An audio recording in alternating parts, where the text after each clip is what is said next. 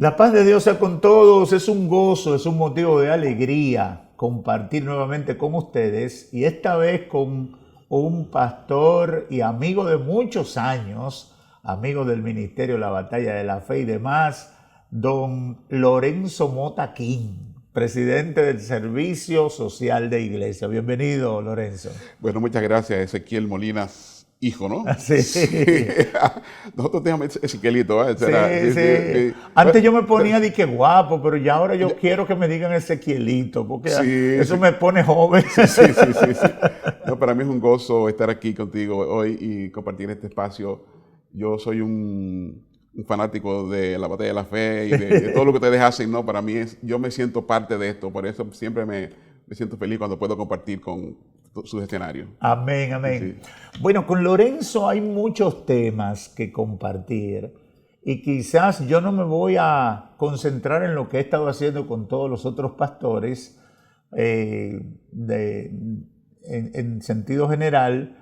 Voy a tocar esos temitas rápidos, pero tenemos un tema alrededor de todo el trabajo social que hacen los evangélicos en la República Dominicana, que creo que es uno de los temas que hay que levantar bandera, porque recibimos muchas críticas y muchas cosas negativas que son injustas de cara a la realidad de lo que la iglesia evangélica en sentido general, con todas sus instituciones, aporta. Pero vamos a comenzar con la persona de Lorenzo Mota King. Lorenzo, ¿cuántos años tú tienes sirviéndole al Señor? Toda mi vida. Toda tu vida. Sí. Naciste en un hogar cristiano. Sí, hogar cristiano, me doctriné y como a los 13 años, mira, es una historia, tú sabes, mi conversión al Señor. Yo me crecí en la iglesia y eso es importante que la gente lo sepa porque a veces hay muchos jóvenes, muchachos que nacen en la iglesia, sus padres son cristianos, se han criado en la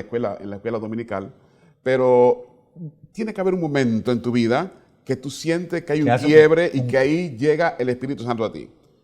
Yo a los 13 años, yo cantaba en el coro de la iglesia. Había un coro de adolescentes, había una campaña con un predicador. Bueno, yo era de los niños modelos de la iglesia, ¿entiendes? Yo no recuerdo ni siquiera el mensaje que el pastor predicó. Sé que cuando él hizo el llamado, yo estaba sentado en la primera fila adelante, porque el coro estaba, las niñas de este lado, los jóvenes de este lado. Y cuando él hizo el llamado, yo no sé qué me pasó. Sé que yo fui de rodillas llorando delante del púlpito. Y la gente se quedó como asombrado, pero ¿y qué? ¿Y qué este se tiene que convertir si él es de la iglesia? Tú sentiste un toque especial. Un toque especial que yo jamás lo he sentido, ¿no? Pero yo sentí en ese momento que Dios me llamó. ¿Ves? Wow. Y de verdad que en ese momento digo, aquí llegó la salvación a mi vida. Y yo aquí comenzó mi relación formal con el Señor. Exacto. Entonces de ahí he seguido. Bueno, siempre fui. O sea, porque yo nunca fui un muchacho del tigraje de la calle, no, nunca fui nada de eso. Pero ese momentito fue el momento de quiebre, porque no fue mi voluntad, no fue ni que hubo un llamado a mí directamente, ni nada. Fue el mismo Espíritu Santo que me tocó y me llevó de rodillas ante el público, llorando. Gloria a Dios. Sí, bueno, tú ves, yo no sabía eso, pero son de los detalles que salen. Yo lo he contado pocas veces eso, pero es bueno. Pero es interesante y quizás es bueno que la gente se examine, porque hay gente que se cría en la iglesia y piensa que porque está en la iglesia o porque su mamá... Es una herencia. Ya lo tiene, no, eso es tuyo individual. Es personal y es bueno que haya un compromiso. Lorenzo, yo te conocí a ti en los tiempos de Nosotros y Él. Así es. Así fue que yo te distinguí, que tú eras parte como del grupo, hacía algún tipo de trabajo con ellos, estabas involucrado, eras muy joven, yo creo que no estaba ejerciendo ningún otro ministerio y demás. ¿Cuándo comienza Lorenzo a involucrarse en el trabajo, en la obra de Dios? Yo siempre he sido muy inquieto y no me gusta estar sentado en ningún lado. Si te cuento esto, que cuando el día que yo me convertí, yo estaba cantando en el coro de adolescentes de la iglesia. Yo venía siempre haciendo cosas así. Eso era en Sabana de la Mar. Yo vengo de Sabana de la Mar y yo fui doctrinado y bautizado en la iglesia metodista en ese tiempo. Pero después yo vengo a vivir a Jaina. Entonces en Jaina estaba buscando una iglesia parecida y no encontré. Entonces un muchacho de la iglesia de Dios pentecostal Me buscó, fue a mi casa, hicimos una amistad y yo comencé a ir a esa iglesia. En esa iglesia, la iglesia de Dios, que recuerdo, en la calle 23, era pastor Daniel Luis Frías, que está en Santiago. Daniel Luis, el patriarca de Santiago. El patriarca de Santiago, era pastor allí. También me acogió muy bien, hicimos una amistad profunda. Entonces, Daniel, en esa iglesia, creamos un grupo de poesía coreada y canciones y comenzamos a ir a diferentes iglesias a hacer un trabajo. En ese interín, yo conozco a Brígido, que está con el Señor hoy. Brígido Cabrera. Brígido Lugo. Brígido Lugo, sí. Maravillosa gracia. Sí. Entonces, él le gustaba lo que yo hacía en el grupo y me dijo, mira, yo tengo este grupo y me gustaría que tú estuvieras con nosotros y tal cosa. Oh, my God, sí fue. Y así comenzamos a trabajar juntos y íbamos a los pueblos. Y que te cuento que en el principio había muchas iglesias, incluyendo la iglesia de nosotros, la mía, que era la iglesia de Dios, y la de ellos, que era la asamblea, no dejaban el grupo tocar ahí. No, era impío porque... Porque es una música muy ácida y decían, no, esto guitarra eléctrica. Sí. Y los ritmos también, tú sabes. Sí. Bueno, que yo lo miro hoy y digo, oye, pero era una música tan decente. Entonces, nosotros lo que hacíamos era, como no nos dejaban tocar en la iglesia, excepto las iglesias que nos invitaban a hacer actividades, nosotros acordamos no ir a tocar, de que cumpleaños, ese tipo de cosas, y no solamente en cultos, pero nos íbamos a los parques a tocar, sin ningún tipo de... Y se llenaban los parques, ¿no? Un trabajo evangelístico. Evangelístico. Entonces predicábamos. Sin ningún interés. Sin ningún interés. Si tú me invitabas a San Juan de la Maguana, lo único que nosotros pedíamos era que nos llevaran. Nos llevamos vehículos, el transporte. Eso era todo. Muy diferente a lo que pasa hoy. Hoy no, sí. Pero lo que pasó ahí entonces fue que esos toques en los parques comenzaron a atraer jóvenes, muchos jóvenes, y venían, y cuando escuchaban la música les gustaba, y comenzaban a venir a la iglesia pensando que íbamos a tocar en la iglesia. Oh my God. Y dijo el pastor, yo, pero mira, están llegando muchos jóvenes aquí. Entonces dijo, no, pero toquen aquí también. Y ahí la cosa comenzó a cambiar. Entonces nosotros comenzamos, pero no era nada sencillo. Nosotros estábamos en la universidad estudiando, la mayoría de los jóvenes del grupo. Cuando nosotros salíamos a las 11 de la universidad, llegábamos allá a las 11 de la noche, íbamos a la iglesia a orar, ¿entiendes? Oh como por lo menos 2 o 3 veces a la semana, porque era una labor espiritual fuerte. La gente veía el tema de la música, pero había detrás de eso ese trabajo también de la búsqueda de la presencia de Dios para que tuviera impacto en lo que estábamos haciendo.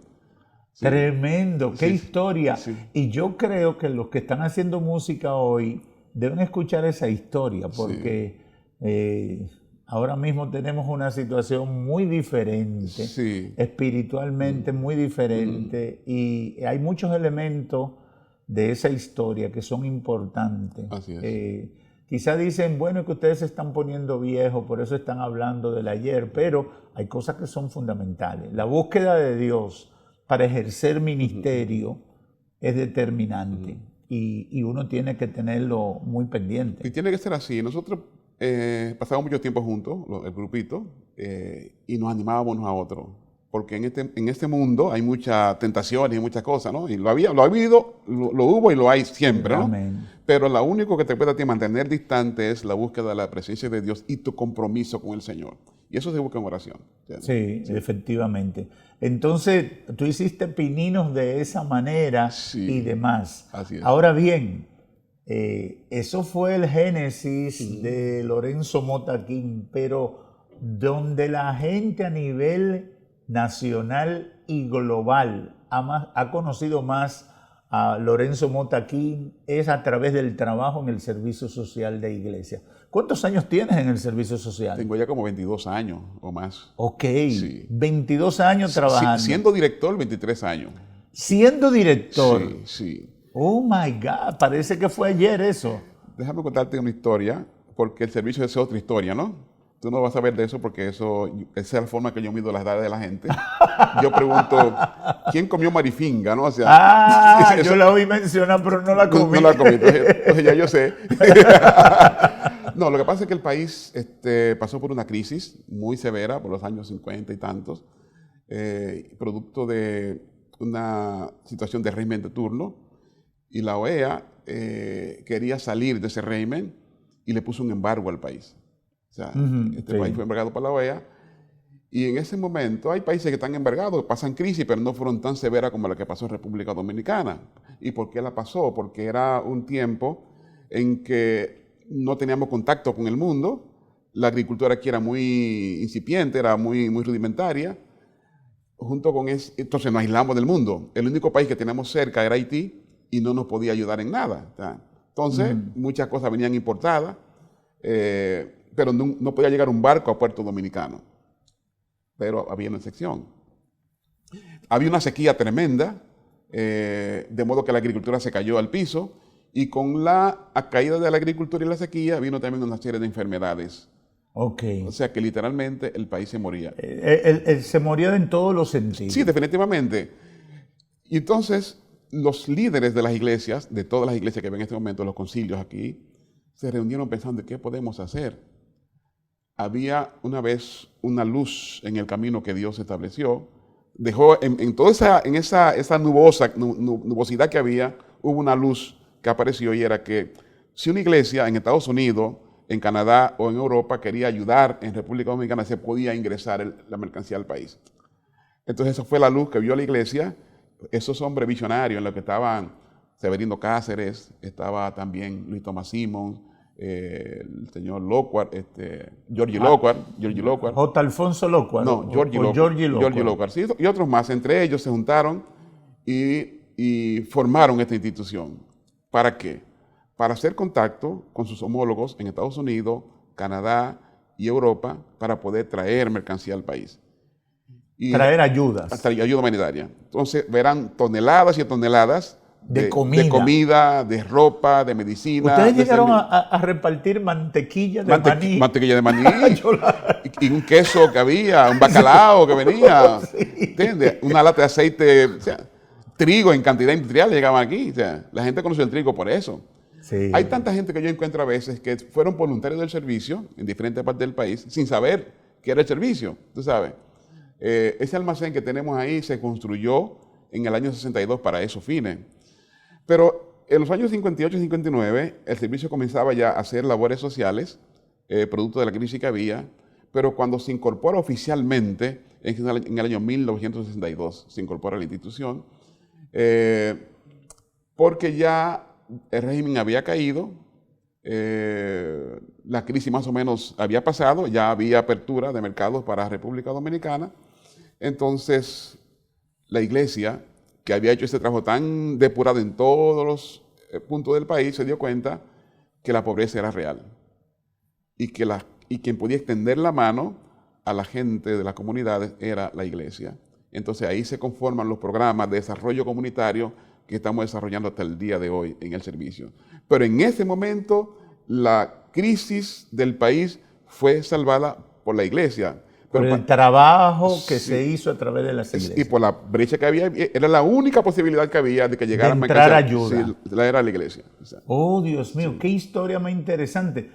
Honestamente yo no la conocía y en mi idea era que eso vinieron algunos americanos y lo fundaron y no lo dejaron. Esa era mi idea, como ha pasado con muchas instituciones, pero eso es un esfuerzo nacional. Sí. No, obviamente fueron ayudados por el Servicio Mundial de Iglesias de Estados Unidos. Okay. Ellos ayudaron porque no sabíamos el concepto. El concepto. De hecho, hubo un tiempo en el inicio en que había un director norteamericano aquí. Okay. De hecho, ese contrato que teníamos con el Estado, porque creo que de las pocas instituciones que tiene un contrato con el Estado que se convirtió en una ley, es el Servicio Socialidad Dominicana. Ese contrato se hizo estando el Servicio Mundial de Iglesias, el Church Service, con nosotros aquí en el país. Hasta que los líderes dominicanos asumieron la dirección y la estructura total de la institución.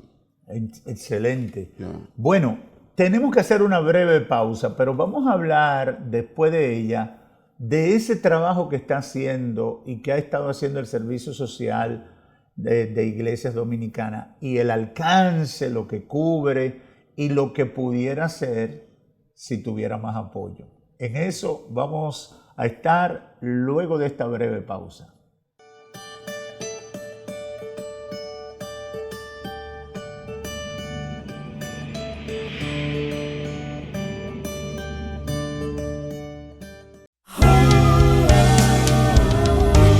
1963, en Dominicana estamos en pie, llevando el mensaje donde quiera que estés, por medio de la radio, televisión e internet.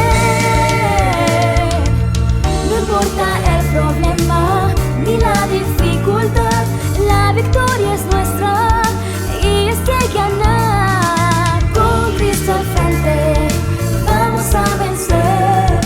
Por eso nos llaman la batalla de la fe.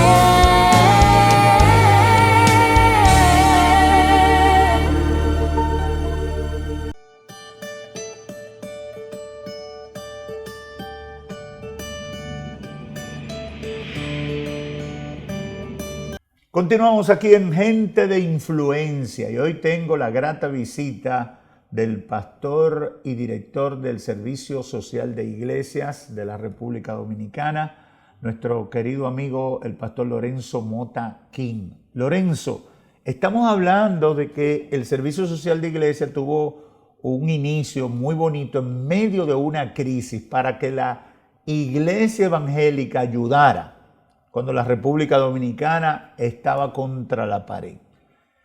¿Cuál es el trabajo que actualmente está haciendo el Servicio Social de Iglesia? ¿Cuál es la gama de trabajo que hacen?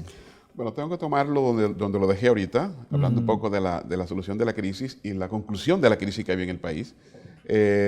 Una vez terminada la crisis, la iglesia enterada de cómo viven las comunidades, porque aunque la crisis terminó, la pobreza no. Entonces asumimos la responsabilidad de trabajar para un poco paliar la pobreza en la República Dominicana. ¿Y cómo se hace? Bueno, había que trabajar con el tema de la salud, que era un tema crítico en este momento, el tema de la producción agropecuaria, que ahora llamamos a eso seguridad alimentaria, la provisión de agua potable. En ese tiempo había un programa también de manualidades que se les enseñaba a la mujer a producir cosas también para su propia utilización. Después entramos en proyectos como Derecho y Justicia, ¿no? Porque hay mucha injusticia de la gente que no tiene recursos, entonces también entramos en eso. En el tema de la salud, en principio, como teníamos que traer muchas toneladas de medicamentos de Estados Unidos o de otros países, comenzamos a trabajar, a capacitar a las familias para evitar las enfermedades. Educar. La capacitamos para esos fines, de tal manera que ellos aprendieran hábitos de higiene adecuados, de tal manera que se evitara el caer en enfermedades. Y eso ha sido tan positivo que hasta el día de hoy la mayor parte de las epidemias que llegan al país, por ejemplo el dengue, cólera, ese tipo de cosas, son pocos los habitantes de esa comunidad donde trabajamos que están siendo infectados. Porque hay un seguimiento permanente, tenemos promotores comunitarios que están permanentemente pendientes de que las familias tengan su entorno limpio, fuera de cuestiones que pueden generar aprendan vectores. A higienizarse. Exacto. Y eso ayudó de modo que ya no teníamos que traer medicamentos de fuera, sino que ya, pues... Si se evita la enfermedad... No hay para qué estar gastando en medicamentos. Y no lo hacemos, casi. Muy pocas personas, yo no tuve que ir a ninguna comunidad en las regiones que trabajamos a ver un miembro de la comunidad que tuviese en hospitalización por el tema del COVID. ¿Entienden? No porque no haya llegado, sino que ellos tenían tantas cuidado, porque teníamos ese cuidado, que no fueron tan severamente golpeados por la enfermedad. Okay. Sí. Y tú ves que el cólera que llegó el dengue, no hay tanto... Se ha manejado. Se mantienen. Ok. Entonces, ustedes han estado trabajando para los factores que producen pobreza sean controlados. Educación, medicina preventiva. Exacto. La producción agropecuaria. Y demás. Producción de peces en estanque también. Por ejemplo, nosotros tenemos en la línea noroeste una estación piscícola que es una escuela, donde traemos las personas allí, la capacitamos, ahí tiene lugar donde quedarse, salones de clase y los estanques para que puedan ellos hacer las prácticas. Cuando la gente sale de ahí, sale preparado para poder producir peces. Si ellos tienen el espacio, entonces le hacemos los estanques y le proveemos de la asistencia técnica y de los alevines. Ahí comienza su pequeño negocio para ellos consumir y también para poder suplir a los demás. Ok. Porque mucha gente pudo haber pensado que el servicio social de iglesia lo que trae es caja de comida para repartírselo a la gente. No, mira, nosotros fundamentalmente. dejamos un tiempo de traer ese tipo de cosas. Ahora, por la situación que el país vive, hemos comenzado de nuevo a recibir algunos contenedores de una entidad de la Florida que se llama Food for the Poor. No a la velocidad que ellos quisieran mandarnos cosas, porque nosotros no queremos tampoco instalar ese tipo de programa de nuevo, pero sí hay veces necesitamos un poco de soporte. Por ejemplo, ahora que hubieron estas lluvias, la producción agrícola se fue a pique. Sí, sí, hay comunidades que de repente Sí, quedan muy exacto. afectadas. Entonces, esa gente requiere un poco de ayuda para eso, sí, pero de que sea un programa continuo, de llevarle cosas a la gente, eso no. Nosotros estamos abogando para que las personas aprendan en sus comunidades a producir, a desarrollarse, para ellos vivir por sí mismos, ¿no? Bueno, también una vez ustedes estaban, no sé si fue temporal o es un programa permanente, como bregando con el tema de letrinas. ¿Ustedes llegaron a trabajar eso? Oh, sí, sí, claro. Sabe que eso es otro tema, ¿no? Un tema más grande todavía que tiene que ver con... Pero que a mí me pareció, en principio, yo pensé que eso no era necesario. Sí. Y leyendo reportes de ustedes, me quedé con la boca asombrado de cuánta necesidad. Oh, claro, porque es que eso tiene mucho que ver con el tema de la inmigración haitiana. La gente venía aquí al corte de la caña, miles de haitianos, en esos batalles, y no había nada. No había ninguna condición. Ninguna condición, ni de agua potable, ni de sanitario, ni de letrina, ni nada. Ve, tú caminabas por la calle, y por los callejones de ahí, era todo esto lleno de materias fecales. Entonces, y obviamente eso era un vector fuerte para las enfermedades. Y como estábamos trabajando en la capacitación para poder evitar las enfermedades, una acción era evitar ese tipo de cosas. ¿Y cómo era? Construyendo letrinas y haciendo fuentes de agua, aljibes, pozos, lo que sea, que la gente pudiera tener agua. Y peinamos esos batalles con letrina, casi todo se la pusimos. Costeada por el servicio. Costeado por el servicio, claro. Nadie le pagó por eso. No. El servicio hacía todo eso. Un aporte a la comunidad para la salud también. Bueno, porque es que a la industria azucarera en este momento solamente le interesaba que viniera el haitiano y cortara la caña, pero no le importaba más nada, ni cómo bebían, le daban una pequeña habitacioncita en un barrancón y ahí vivían de una manera muy precaria. Y se reproducían. Y se reproducían y sin ningún tipo de condición, ¿entiendes? Sí, pero sí. Nosotros estamos mirando el drama humano que se estaba viviendo ahí, ¿ve? Y lo que podría ser a futuro si no se tomaban en cuenta esas medidas. Eso es impactante y eso amerita mucho que decir, sobre todo con el tema de la deuda social que tienen a veces las empresas y las mismas instituciones del Estado. No tenemos tiempo para eso y tengo que aprovechar a Lorenzo para hablar de cara al presente que tenemos. ¿Cómo se sostiene el servicio social de iglesia? Hay varias fuentes. Nosotros tenemos yo creo que te comenté al principio que tenemos un contrato con el Estado dominicano, no es con los gobiernos, es con el Estado dominicano. Eso se produjo en el año 1962, por allí, un convenio que lo refrendó el Congreso de la Nación, que establece que el Estado dominicano debe pagar los gastos administrativos y de operación y de transporte del servicio. Pero también ese contrato dice que el servicio tiene derecho a ingresar todo lo que necesite para exonerado de impuestos al país y otras cosas más que dice que son beneficios que tiene la institución. Nosotros no hemos reclamado mucho eso, pero sí siempre hay una subvención del Estado que ha venido gradualmente incrementándose. En los últimos años ya no ha ocurrido, pero sí tenemos una proporción buena del Estado, pero también los grandes proyectos los trabajamos con fondos que vienen del exterior. Ustedes tienen relación con diferentes instituciones a nivel mundial. Sí, de hecho nosotros somos miembros de la Alianza ACT, Alliance, que es una entidad global, que en español es Acción Conjunta de las Iglesias, tiene sede en Ginebra. Yo fui parte de su junta de gobierno. De hecho, la segunda asamblea que se hizo de esa entidad en el 2014 fue aquí en República Dominicana. Y ahora, el año próximo, tenemos otra asamblea en Asia, ¿entiendes? Entonces esa entidad reúne a todas las instituciones de iglesia de todo el mundo que tienen que ver con el trabajo social y de desarrollo. Entonces, somos parte de eso y representamos la institución no solamente para República Dominicana, sino también para el Caribe. O sea, yo tengo el asiento hoy de la Comisión de Membresía y Nominación del Caribe. Okay. También tenemos otra organización que no es cristiana, o sea, no es de evangélica, pero sí una entidad que tiene respeto mucho, que es la Red Global de Gestión de Riesgo de Desastre. Esa tiene sede en Londres. Yo también soy parte de la Junta Global de esta institución. Esa entidad tiene hoy como 2.200 miembros en todo el mundo. Y también ahí el asiento que ocupa en la Junta Global es también en nombre del Caribe. Okay. O sea que nosotros somos una entidad líder en el Caribe, pero también tenemos otras instituciones. Por eso ustedes han intervenido en ayudas para Haití. Por supuesto. Y fíjate que Haití es un tema que quizás debíamos alguna vez discutirlo con un poco más de amplitud.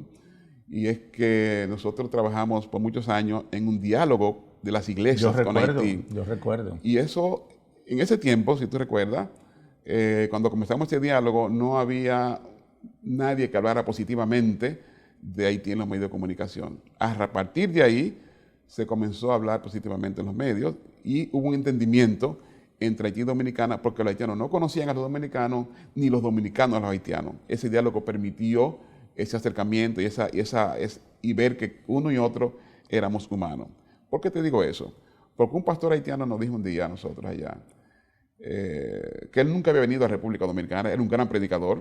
Me dijo, yo he ido a 20 países a predicar, pero nunca he ido a República Dominicana, porque yo entendí que los dominicanos eran el diablo. Pero hoy me doy cuenta que no, somos hermanos, somos tal cosa. Tal. Oh my God. Fue una barrera rota. Entonces, eso es, en ese ambiente es que se produce el terremoto del año 2010. Ajá. Y ya eso abrió la posibilidad de que pudiese canalizar. Sí, sí. No, que la gente de aquí, que ya había visto tanto en los medios el intercambio entre Haití y Dominicana, pudieron ir allí a servir y los haitianos recibirlo como lo recibieron. Eso a mí me pareció muy interesante ese esfuerzo, porque aunque uno sabe las grandes dificultades que hay culturales, históricas Sí. y demás, la realidad es que hay que enfrentar el problema No, pero y hay que ayudar a resolverlo. No, definitivamente, no tenemos otra alternativa. Por lo difícil que sea, tenemos que hacerlo. Y yo digo que esta es una muestra para nosotros, o una prueba, para saber si podemos vivir en el cielo. Sí, Porque sí. en el cielo tú vas a tener A todo el mundo, inclusive a lo que tú no quieras, ¿no? Entonces digo yo, ¿por qué Dios nos puso a nosotros aquí tan diferente Sí. en idioma, en cultura, en música? Todo. Y hasta en religión, en muchos aspectos, y nosotros de este lado, ¿no? O sea, Exacto. bueno, es para que probemos a ver si podemos ir al cielo o no. Lorenzo, ya tenemos que terminar, pero quiero preguntarte, porque para mí es importante, y sobre todo de cara al ambiente político que se está viviendo, ¿qué sabemos que la iglesia evangélica, en sentido general, está haciendo mucho más de lo que se valora en la sociedad en el tema de ayuda social? Quizás no lo proclamamos. Por ejemplo, yo no veo al servicio social de iglesia haciendo una rueda de prensa con los grandes medios para decirle, instalamos 200 letrinas en Batelle, porque eso no se ha hecho. Exacto. Y quizás por eso piensan que no lo hacemos lo suficiente. Ahora, ¿cuáles son las cosas que deberíamos superar o el apoyo que deberíamos recibir de las autoridades como esquema, como sistema, para que los evangélicos y las instituciones evangélicas podamos hacer más trabajo social? O sea, yo insisto que el servicio es el brazo social de la iglesia. De modo que a mí no me gusta, yo soy poco comunicador de esas cosas que hacemos, porque me siento como que... Es que tú eres evangélico de la vieja guardia. Sí, somos... Que tu mano derecha no sepa lo de tu izquierda. Sí, y la gente tiene que decir más, ¿se entiende? Sí. Por ejemplo, nosotros hicimos en Haití, después del terremoto, 158 viviendas, y eso es mucho, ¿entiendes? Y habíamos comenzado en otro punto, 153 más que no la teníamos por el tema de la violencia. Pero aquí Por ejemplo, una vez hubo en Puerto Plata una inundación, hicimos 70 casitas, tú sabes. Y así por el estilo, estamos haciendo tantas cosas, que pozos de agua, que ayuda humanitaria por acá y por allá, pero no lo publicitamos en el nivel que debía ser publicitado. Porque yo a veces creo que si lo publicito, estoy diciendo, mira, lo hicimos nosotros, ¿no? Entonces me estoy vanagloriando de eso. Entonces quiero cuidarme de eso. Aunque sí es bueno que la gente conozca lo que estamos haciendo. El servicio se concibió precisamente para que fuera ese brazo social de la iglesia, pero que coordinara también con el Estado, y eso lo dice el mismo contrato, que las cosas que hacemos nosotros tienen que ser apoyadas por el gobierno dominicano. Los gobiernos apoyan en función de sus intereses, de lo que le pueden dar un poco de vigencia política. A mí realmente el tema político no es un tema que a mí me gusta la política, pero no me llama la atención ser político, ¿entiendes? Ni hacer las cosas porque por interés político. Por interés político, porque no vayan a reconocer, sino porque a mí me encanta ver las personas con un problema resuelto. Si tiene un problema y lo podemos resolver. La compasión de Jesús por los necesitados. Eso es. Y bueno, pues justamente en Mateo capítulo 14 habla de eso. Sí, Jesús tuvo compasión de la multitud. Y fíjate que él había sanado a mucha gente. O sea, la gente habla muy poco de la compasión y de la labor social de Jesús. Exacto. Cuando él sanaba a una persona es una labor social. Sí. Cuando le daba comida es una labor social, ¿entiendes? Sí, Entonces también nosotros tenemos que predicar el evangelio. Es cierto, es fundamental, pero tenemos que acompañarlo. Demostrarlo. También demostrarlo. O sea, de ahí que viene el mandamiento de que, bueno, tú tienes que amar a Dios con todo tu corazón, con toda tu fuerza, con toda tu alma, y a tu prójimo como a ti mismo, porque ahí que tú muestras si realmente es de verdad que tú amas a tu prójimo o amas a Dios, ¿entiendes? Sí. Entonces el servicio debía recibir más apoyo de los gobiernos. Debían ser más interesados en esto. Pero a veces los funcionarios como que tienen miedo, o sea, ellos tienen miedo de invertir en entidades que ellos no pueden controlar, tú sabes. Obviamente, a veces las instituciones del Estado que te pueden apoyar piensan que tú debes sumarte a ellos o a sus acciones, y nosotros no podemos negociar la verdad por el beneficio que podamos tener. Y la independencia política. Exacto. Es decir, no soy un cuadro tuyo. Por eso yo siempre digo, nosotros trabajamos con los gobiernos, pero por un contrato que tenemos con el Estado Dominicano, con cual que sea, tú sabes. Si lo hacen bien, pues estamos ahí.